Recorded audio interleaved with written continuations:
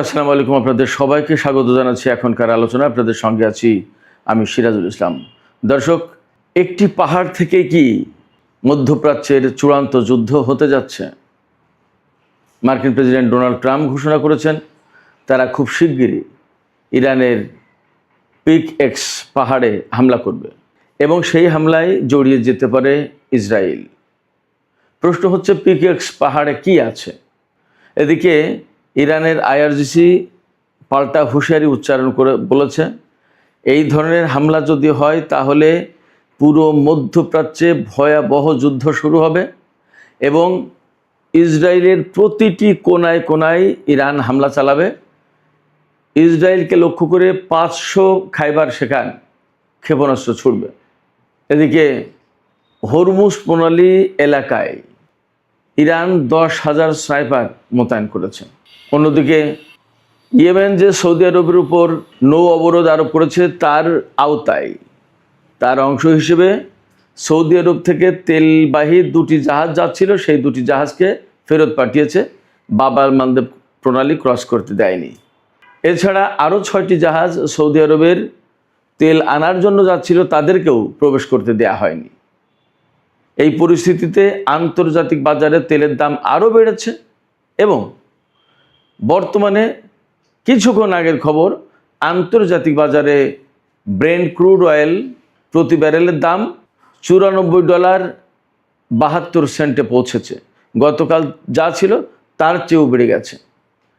আর West Texas intermediate যেটা, তার দাম বর্তমানে $87.78 প্রতি ব্যারেল তেলের দাম।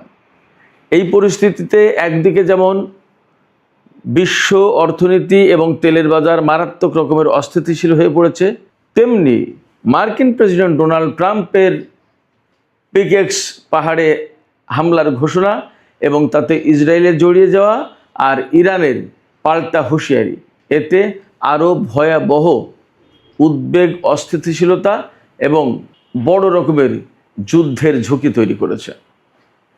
আসলে পরিস্থিতি যাচ্ছে কোথায়? ইরান, আমেরিকা এবং ইসরায়েলের মধ্যকার এই সংকট আসলে বিশ্বকে কোথায় নিয়ে ঠেকাবে এবং এর শেষ পরিণতি কোথায়? সুপ্রিয় দর্শক, আমরা এই সমস্ত বিষয় নিয়ে আজকের ভিডিওতে বিস্তারিত আলোচনা করব। আশা করি আপনারা শেষ পর্যন্ত সঙ্গে থাকবেন। আর ভিডিও ভালো লাগলে লাইক, কমেন্ট, শেয়ার করবেন এবং চ্যানেলটি সাবস্ক্রাইব করে সাথেই থাকবেন।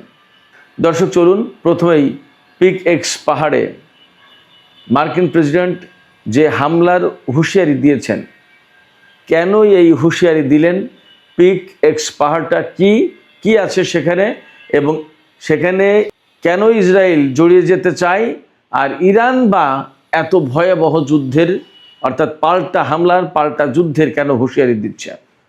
পিক এক্স পাহাড়টা হচ্ছে ইরানের মধ্যাঞ্চলে যে নাতানজ পরমাণু কেন্দ্র যেটা ইস্পাহানে, সেই পরমাণু কেন্দ্রের কয়েক মাইলের ভেতরেই এই পিক এক্স পাহাড় অবস্থিত। সেখানে আমেরিকা, ইসরায়েল তারা বলছে ইরানের নতুন পরমাণু ঘাঁটি আছে, পরমাণু স্থাপনা আছে। সেই পরমাণু স্থাপনায় ইরান গোপনে হাজার হাজার নতুন সেন্ট্রিফিউজ স্থাপন করেছে এবং আগে ফোর্দো, নাতানজ সহ যে 3টি পরমাণু স্থাপনা হামলা চালিয়েছিল, সেই জায়গা থেকে সমৃদ্ধ ইউরেনিয়াম, ইরানের হাতে যে 1000 পাউন্ড বা 450 কেজি মতো সমৃদ্ধ ইউরেনিয়াম, 60 মাত্রার ইউরেনিয়াম আছে, সেই ইউরেনিয়াম এই পিক এক্স পাহাড়ে নাকি আনা হয়েছে। এটা দাবি ইসরায়েলের। এই দাবি, এই তথ্য আমেরিকাকে জানিয়েছে। এখন ডোনাল্ড ট্রাম্প সেই তথ্য অনুযায়ী নতুন করে হামলা চালাবে পিক এক্স পাহাড়ে, ইরানের পরমাণু কেন্দ্রে। আন্তর্জাতিক বা পশ্চিমা রিপোর্টগুলো বলছে যে এই পিক এক্স পাহাড়ে যে পরমাণু স্থাপনা ইরান তৈরি করেছে তা এখনও পুরোপুরি চালু হয়নি, নির্মাণাধীন। কিন্তু আমেরিকা, ইসরায়েল আগে এটা শেষ করে দিতে চায় এবং এখানে রাখা আছে ওই সমৃদ্ধ ইউরেনিয়াম। তবে পশ্চিমা গবেষকরা বা বিশ্লেষকরা বলছে যে পিক এক্স পাহাড়ে ইরান যে পরমাণু স্থাপনা তৈরি করেছে তা ধ্বংস করা মোটামুটিভাবে কোনোভাবেই সম্ভব না। তার কারণ হচ্ছে এটা অত্যন্ত পাহাড়ি এলাকায় অবস্থিত, প্রথম কথা। দ্বিতীয় কথা হচ্ছে যে এই মূল স্থাপনা বা মূল কেন্দ্র যেটা, সেটা পাহাড়ের অনেক বেশি গভীরে। এবং তার দরজাগুলো যে প্রবেশ পথ সেগুলো এমনভাবে তৈরি করা হয়েছে যা এই বাংকার বাস্টার বোমা দিয়েও ধ্বংস করা যাবে না, এমনভাবেই তৈরি করা হয়েছে। কারণ ইরানের বিভিন্ন সময়কার অভিজ্ঞতার আলোকে নতুন করে এই পিকেক্স পাহাড়ের পরমাণু স্থাপনা তৈরি করা হচ্ছে এবং এটা ওই রকমের শক্তিশালী প্রতিরক্ষামূলক ব্যবস্থা এখানে আছে, যার কারণে এটা সহজে ধ্বংস করা যাবে না।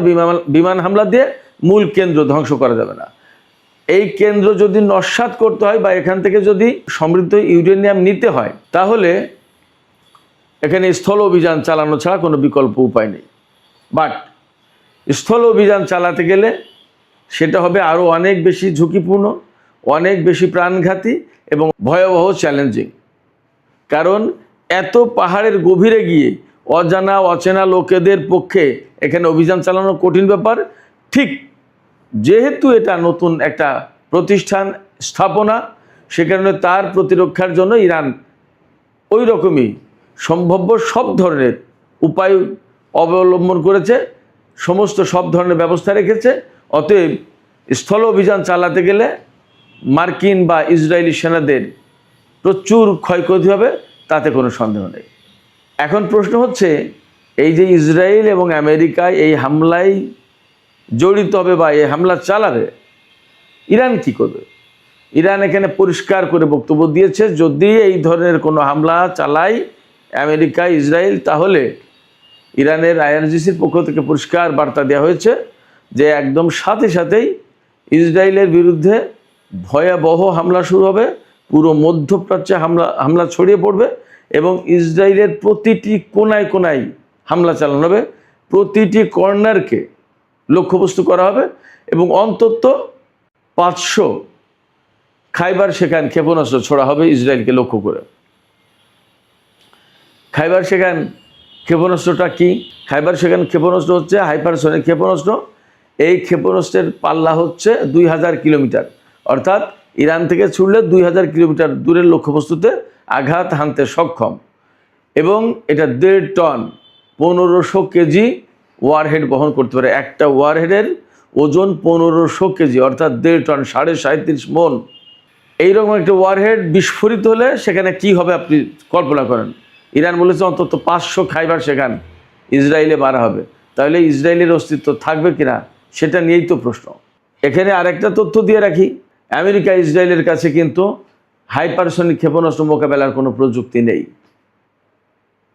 ফলে পিকেক্স মাউন্টেইনে বা এই পাহাড়ে আমেরিকা ইসরায়েল হামলা চালাবে কি চালাবে না তার হিসাব নিকাশ তারা করুক, সেই সিদ্ধান্ত তারা নিক। ইরান তার বক্তব্য কিন্তু পরিষ্কার করে দিয়েছে। অবশ্য মার্কিন প্রেসিডেন্ট ডোনাল্ড ট্রাম্প এর আগেও বলেছিলেন যে আমরা হামলা চালাতে পারি ইরানের পরমাণু স্থাপনা আবারও, কিন্তু তিনি তা করেননি। দেখা যাক এবার কী হয়। তবে ইরান এবার ব্যাপক মাত্রায় প্রস্তুত। তার বড় কারণ হচ্ছে আমরা গত কয়েকদিনের ইরানের হামলা যে ধরন দেখছি, তাতে ইরান যা করেছে মেইনলি মধ্যপ্রাচ্যের যত দেশে মার্কিন ঘাঁটি আছে তার প্রত্যেকটা ঘাঁটিতে ব্যাপকভাবে, আমি গতকালকেও বলেছি আজকেও বলি, radar system, early warning system, electronic warfare system, তারপরে যে সমস্ত গোয়েন্দা বিমান বা কমান্ড অ্যান্ড কন্ট্রোল সেন্টার হিসেবে কাজ করে যে সমস্ত বিমান, সেগুলোর উপর হামলা চালিয়েছে। KC-135, KC-17, KC-46 এই ধরনের রিফুয়েলিং ট্যাঙ্কার বিমান বা পরিবহন বিমান, এগুলোর উপর হামলা চালিয়েছে। প্রচুর পরিমাণে ড্রোন ক্ষতিগ্রস্ত হয়েছে, বিমানের হ্যাঙ্গারে হামলা চালিয়েছে।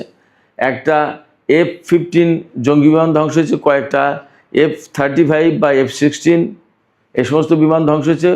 বেশ কিছু সেনা নিহত হয়েছে। আমরা সবাই জানি সেই সেনাদের লাশ গতকাল আমেরিকা পৌঁছেছে, সেই লাশ রিসিভ করেছে মার্কিন প্রেসিডেন্ট ডোনাল্ড ট্রাম্প। এরপরে AP বার্তা সংস্থা AP, অ্যাসোসিয়েটেড প্রেস, এই অ্যাসোসিয়েটেড প্রেস খবর দিচ্ছে যে ইরানের হামলায় অন্তত 500 সেনা আহত হয়েছে। নিহতর কথা বলছে না। 500 সেনা যদি আহত হয় তাহলে নিহত কতগুলো হতে পারে মোটামুটি একটা কল্পনা করা যেতে পারে। তার মানে ইরান কিন্তু যথেষ্ট প্রতিরোধমূলক হামলা চালাচ্ছে এবং অ্যাগ্রেসিভ হামলা চালাচ্ছে, ডিফেন্সিভ না। এখন ইরান অনেকটা অফেন্সিভ। তো যে কথা বলছিলাম, মধ্যপ্রাচ্যের এই যে সিস্টেম, রেডার ম্যাডার, এই সমস্ত যত যা সিস্টেম, এইগুলো ধ্বংস করে দিয়ে আমেরিকাকে প্রকৃতপক্ষে কানা করে দিচ্ছে, অন্ধ করে দিচ্ছে। আমেরিকা তার প্রতিরক্ষা ব্যবস্থা ঠিক রাখতে পারছে না। ইরান যে বিমান হামলা চালাবে বা ক্ষেপণাস্ত্র বা ড্রোন হামলা চালাবে, এই সমস্ত হামলা চালালে সে শনাক্ত করতে পারবে না এবং সেগুলোকে ধ্বংস করতে পারবে না। গতকালকে শুনলাম যে কুয়েতের আকাশে ইরানের ড্রোন ঘুরে বেড়াচ্ছে, হয় গোয়েন্দা ড্রোন অথবা শনাক্ত করছে কোনো কিছু, যাই হোক সেই ড্রোন নিরাপদে ঘুরে ফিরে আসলো, কিন্তু আমেরিকা সেই ড্রোনকে কিছুই করতে পারেনি। তার মানে দাঁড়াচ্ছে মোটামুটিভাবে ধরে নেওয়া যায় যে কুয়েতের আকাশ প্রতিরক্ষা ব্যবস্থা বা early warning system, radar system, এই সমস্ত সব কিছু ধ্বংস হয়ে গেছে। একইভাবে বাহরাইন, সংযুক্ত আরব আমিরাতেও চলছে। এবং গতকালকেই তো আমি বলেছিলাম যে জর্ডানের যে পরিমাণে হামলা চালাচ্ছে ইরান, তাতে আগামী আর 4-5 দিন যদি এইভাবে হামলা চালাই তাহলে জর্ডানের বিমান ঘাঁটিগুলো আর সচল থাকবে না, অচল হয়ে যাবে। এরই মধ্যে কয়েকটা গেছে। এবং মার্কিন প্রেসিডেন্ট ডোনাল্ড ট্রাম্প এই যে মার্কিন সেনা নিহত হলো জর্ডানে এবং ক্ষয়ক্ষতি হচ্ছে, এর জন্য জর্ডানকে দায়ী করেছে। তিনি বলছেন যে এগুলো আসলে জর্ডানের হাতে দিয়ে আমরা ভুল করেছি, এগুলো নিজেদের জিনিস নিজেদেরই রক্ষা করার দরকার ছিল। আসলে কি ব্যাপারটা তাই? ব্যাপারটা হচ্ছে যে জর্ডানের কি ক্ষমতা আছে মার্কিন ঘাঁটি রক্ষা করবে? ওখানে তো মার্কিন সেনারাই টিকতে পারছেন, জর্ডান কি করবে? আমরা নতুন করে আরেকটা খবর পাচ্ছি যে হরমুজ প্রণালী এলাকায়, হরমুজ প্রণালীর যে উপকূল, এই উপকূল জুড়ে ইরান অন্তত 10,000 স্নাইপার মোতায়েন করেছে। তার মানে আশঙ্কা করা হচ্ছে বা ধারণা করা হচ্ছে ইরানের দক্ষিণ উপকূল দিয়ে আমেরিকা স্থল অভিযান চালানোর চেষ্টা করতে পারে। যদি তাই চালায় তাহলে এই স্নাইপারগুলো আমেরিকার সেনাদের জন্য ভয়াবহ প্রাণঘাতী হয়ে দাঁড়াবে। এদিকে সৌদি আরব, কুয়েত, বাহরাইন, এই সমস্ত দেশে গতকাল আমরা বিভিন্ন মাধ্যম থেকে খবর পাচ্ছি যে ছোটোখাটো বিভিন্ন জায়গায় বিক্ষোভ হয়েছে। তাদের দাবি, অর্থাৎ কুয়েত, বাহরাইন, সৌদি আরব, এই সমস্ত জায়গায় মার্কিন ঘাঁটি থাকার কারণে ইরান এই সমস্ত দেশে হামলা চালাচ্ছে, ড্রোন হামলা চালাচ্ছে, ক্ষেপণাস্ত্র হামলা চালাচ্ছে এবং আমেরিকাও সেখান থেকে হামলা চালাচ্ছে। এই যে প্রতি মুহূর্তে বিস্ফোরণ ভয়াবহ একটা প্যানিক সৃষ্টি করছে, জনজীবনকে একদম অস্থির করে তুলেছে, ভয়ের ভিতরে ঠেলে দিয়ে, উদ্বেগ উৎকণ্ঠার ভিতরে ঠেলে দিয়েছে। এর জন্য মূল দায়ী হচ্ছে মার্কিন ঘাঁটি। অর্থাৎ মার্কিন ঘাঁটি যদি না থাকতো তাহলে এই অবস্থা তৈরি হতো না। এই সমস্ত দেশের জনগণের বক্তব্য হচ্ছে এই সমস্ত দেশের সরকার আমেরিকার ঘাঁটি তৈরি করতে দিয়ে আজকে এই বিপদ ডেকে এনেছে। বাস্তব একটা কথা বলি, গতকালকে কুয়েত থেকে আমাকে একজন মেসেজ পাঠিয়েছে, ভদ্রলোকের নাম প্রকাশ করছি না, কিন্তু আমাকে মেসেজ পাঠানোর মূল কারণ হচ্ছে হোয়াটসঅ্যাপে মূল মেসেজ পাঠিয়েছে। এর মূল সূত্রটা হচ্ছে একসময় আমি যে গাড়িটা ব্যবহার করতাম সে গাড়ি সে চালাতো, সে এখন কুয়েতে গেছে, এই তো মাস 2-3 হলো। সে গতকালকে বলল যে স্যার, এত ভয়াবহ হামলা হয়, ইরানের ক্ষেপণাস্ত্র এসে যখন আঘাত করে তখন বিল্ডিংগুলো থর করে কাঁপে, মনে হয় ভূমিকম্প, মনে হয় যে কখন না জানি বিল্ডিং ধসে পড়ে। প্রতিটা মুহূর্তে মনে হয় যে জীবন অনিশ্চিত, যে কোনো মুহূর্তে মারা যাব, কখন কি হয় বলা যায় না, এত ভয়ঙ্কর একটা পরিস্থিতি। বলে যে আমি প্রথম যখন এসেছি তখন এতটা ছিল না, কিন্তু এখন যে সমস্ত ক্ষেপণাস্ত্র হামলা হয় সেগুলো ভয়াবহ, অনেক বড় বড় বিরাট বিস্ফোরণ ঘটে। বললো যে বিস্ফোরণ যখন ঘটে তখন আগুনের হলকা ছোটে। এইগুলো তো প্রতিনিয়ত, প্রতিদিন, প্রতিক্ষণ বাহরাইন, কুয়েত, সৌদি আরব, সংযুক্ত আরব আমিরাত, কাতার, জর্দান, এই সমস্ত দেশের জনগণকে দেখতে হচ্ছে, এই প্যানিকের ভেতরে তাদেরকে থাকতে হচ্ছে। শুধু তাই না, ইরান যে শুধুমাত্র মার্কিন ঘাঁটিতে হামলা চালাচ্ছে ব্যাপারটা তা কিন্তু এখন না। গতকালকে বাহরাইনের একটা হোটেলে যেখানে মার্কিন সেনারা ছিল, সেই হোটেলে ইরান ড্রোন হামলা চালিয়েছে এবং সেই হোটেলে আগুন জ্বলছে। ড্রোন বা ক্ষেপণাস্ত্র হামলা চালিয়েছে, আগুন জ্বলছে। তো সেখানে হোটেল, তো সেখানে তো বেসামরিক লোকজন থাকার কথা। এবং এই যে হোটেলের খবর ইরান পাচ্ছে কি করে? বিভিন্ন দেশের বেসামরিক লোকজন ইরানকে তথ্য দিচ্ছে যে এখানে মার্কিন সেনা আছে বা এই ঘাঁটিতে এই আছে, ইরান সেখানে হামলা চালাচ্ছে। তো এই পরিস্থিতিতে যা দাঁড়াচ্ছে যে এই সমস্ত দেশে একসময় বড় রকমের গণবিস্ফোরণও ঘটে যেতে পারে, কিছু বলা যাচ্ছে না যা পরিস্থিতি। একসময় সরকার বিরোধী আন্দোলনও তৈরি হয়ে যেতে পারে যা পরিস্থিতি। কোনো কিছু আসলে বোঝা মুশকিল, নিশ্চিত করে বলা যাচ্ছে না। তবে যা পরিস্থিতি তাতে তো এই সমস্ত দেশের মানুষ বিক্ষুব্ধ হয়ে উঠছে যে আমেরিকার ঘাঁটির কারণে কেন আজকে আমাদেরকে এত দুর্ভোগের ভেতরে থাকতে হবে। যা হোক দর্শক, মধ্যপ্রাচ্যের এই পরিস্থিতি নিয়ে আমি যে আলোকপাত করলাম তার পাশাপাশি আরও কিছু গুরুত্বপূর্ণ খবর আছে। যেমন ইয়েমেনের হুতিরা সৌদি আরবের উপরে নৌ অবরোধ আরোপ করেছে, অর্থাৎ বাব আল মানদেব প্রণালী বা সমুদ্র ব্যবহার করে সৌদি আরব কোনো তেল বা পণ্য রপ্তানি করতে পারবে না, কিংবা কোনো দেশের জাহাজ বাব আল মানদেব প্রণালী পার হয়ে সৌদি আরবে যেতে পারবে না। তো এর আওতায় গতকালকে অন্তত 2টো জাহাজ যারা সৌদি আরব থেকে তেল নিয়ে বাব আল মানদেব প্রণালী পার হতে চাচ্ছিল তাদেরকে পার হতে দেয়নি, তাদেরকে হুতি সমর্থিত সেনাবাহিনী ফিরিয়ে দিয়েছে। আবার বাব আল মানদেব প্রণালীতে বাইরে থেকে প্রবেশ করতে চাচ্ছিল যারা সৌদি আরবে তেল আনতে যাচ্ছিল, এরকম 6টি জাহাজ ফেরত দিয়েছে। হুতিরা বাব আল মানদেব প্রণালীতে ঢুকতে দেয়নি, তাদেরকে সরিয়ে দিয়েছে। এবং হরমুজ প্রণালীতে তো কঠিন অবস্থা, সেখানে পাল্টা হামলা ঘটনা চলছে। গত রাতেও আমেরিকা ইরানের বিভিন্ন জায়গায় হামলা চালিয়েছে, এমনকি তেহরানের উপর হামলা চালানোর চেষ্টা করেছিল, সেখানে আকাশ প্রতিরক্ষা ব্যবস্থা অ্যাক্টিভেট করেছিল। এবং ইরানের উত্তরাঞ্চলেও নাকি হামলা হয়েছে, বিশেষ করে তাবরিজে, উরুমিয়া, এই সমস্ত এলাকায়। এর জবাবে ইরান কুয়েত, বাহরাইন এবং জর্দানে হামলা চালিয়েছে। তার মানে পরিস্থিতি যথেষ্ট নাজুক এবং হরমুজ প্রণালীতে পরিস্থিতি মোটেই উন্নতি হয়নি, বরং অবনতি হয়েছে। কোনো মতেই আমেরিকা হরমুজ প্রণালীকে মুক্ত করতে পারছে না। শুধু তাই না, গতকাল মার্কিন কংগ্রেসে যুদ্ধমন্ত্রী পিট হেগসেথকে তলব করা হয়েছিল। সেখানে তিনি নতুন করে আরও $87.5 বিলিয়ন চেয়েছে যুদ্ধের ব্যয় মেটানোর জন্য। এবং তিনি জানিয়েছেন যে $37.5 বিলিয়ন এ পর্যন্ত খরচ হয়েছে যুদ্ধের। কিন্তু আমেরিকানরা বা কংগ্রেসম্যানরা সবাই বলছে যে পিট হেগসেথ যে খরচের কথা বলছে এটা কম, গোপন করছে, খরচের চেয়ে আরও অনেক বেশি হয়েছে। এবং কংগ্রেসম্যানরা পিট হেগসেথকে, যুদ্ধমন্ত্রীকে চেপে ধরেছিল যে আপনারা যুদ্ধ বলেছিলেন যে সব কিছু শেষ, ইরানের সমস্ত সামরিক সক্ষমতা শেষ, পরমাণু স্থাপনা ধ্বংস করে দিয়েছেন, এখন নতুন করে আবার হামলা চালাচ্ছেন এবং যুদ্ধের জন্য এত বিরাট বাজেট চাচ্ছেন কেন? কি হয়েছে? ঘটনা কি? যুদ্ধ কবে শেষ করবেন? কিচ্ছুর জবাব দিতে পারেনি মার্কিন যুদ্ধমন্ত্রী। এই পরিস্থিতিতে একদম মধ্যপ্রাচ্যের অবস্থা আরও অনিশ্চিত হয়ে পড়েছে, এতে কোনো সন্দেহ নেই। এই জায়গা থেকে তেলের দাম নতুন করে বেড়ে গেছে। আজকে আমি যখন এই ভিডিও করছি তার একটু আগে খবর নিলাম, আন্তর্জাতিক বাজারে ব্রেন্ট ক্রুড অয়েলের দাম প্রতি ব্যারেল $94.72, আর ওয়েস্ট টেক্সাস ইন্টারমিডিয়েট যেটা, সেটা প্রতি ব্যারেল তেলের দাম $87.78। এগুলো সব অপরিশোধিত তেলের দাম, পরিশোধিত তেলের দাম আরও বেশি। এখন যদি প্রায় $95 হয় এক ব্যারেল তেল, তার মানে এই যে ইরান এবং আমেরিকার মধ্যে যে যুদ্ধবিরতি চুক্তি 17 এপ্রিল সই হয়েছিল ইসলামাবাদ সমঝোতা স্মারক, তারপরে তেলের দাম কিন্তু ব্যারেল প্রতি $70 নিচেই চলে এসেছিল। আমরা যদি $70 ধরি তাহলে এখন 95, তার মানে $25 বেড়ে গেছে ব্যারেল প্রতি। তার মানে 3 ভাগের 1 ভাগ দাম বেড়ে গেছে আরও। এই পরিস্থিতিতে বিশ্ব অর্থনীতি, বিশ্ব তেলের বাজার আবার অস্থিতিশীল হয়ে পড়েছে, আবার চরম অনিশ্চয়তা তৈরি হয়েছে। এর ভিতরে আমেরিকা, ইসরায়েল যদি ইরানের উপরে ওই যে পিকেক্স পাহাড়ে হামলার কথা বলা হচ্ছে, সেখানে যদি হামলা চালায় তাহলে ইরান এই যুদ্ধ আরও বিস্তৃত করবে এবং ইসরায়েলের উপরে মারাত্মক আঘাত করবে। হরমুজ প্রণালী, বাব আল মানদেব প্রণালী আরও কঠোর হবে।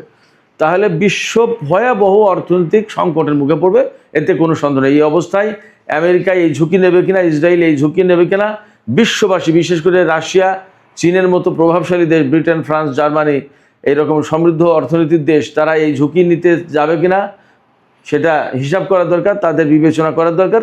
এবং তারা আমেরিকার বিরুদ্ধে কোনো কিছু বলবে কিনা সেটাও তাদের বোঝা উচিত। সুপ্রিয় দর্শক, এখনকার আলোচনা এখানে শেষ করতে চাইছি। আলোচনা শেষের আগে আপনাদের মতামত জানতে চাই, আপনারা কি ভাবছেন? আসলে আমেরিকা, ইসরায়েল কি ইরানের পরমাণু স্থাপনা, যেটা পিকেক্স পাহাড়ের কথা বলা হচ্ছে, সেখানে কি হামলা চালাতে যাচ্ছে? এবং যদি হামলা চালায় তাহলে কিন্তু ইরান পাল্টা জবাব দেওয়ার হুমকি দিয়েছে ইসরায়েলের উপর। প্রতিটি কর্নারকে তারা লক্ষ্যবস্তু করবে। ইরান কি এই হুমকি বা এই হুঁশিয়ারি বাস্তবায়ন করতে পারবে? কি মনে হয়? সেখানে বলা হয়েছে ইরান 500 খাইবার সেখানে হাইপারসনিক ক্ষেপণাস্ত্র ব্যবহার করবে। এটা কি সম্ভব কিনা ইরানের পক্ষে? আপনাদের মতামত জানিয়ে কমেন্টে লিখতে পারেন। আর ভিডিও ভালো লাগলে লাইক, কমেন্ট, শেয়ার করবেন এবং চ্যানেলটি সাবস্ক্রাইব করে সাথেই থাকবেন।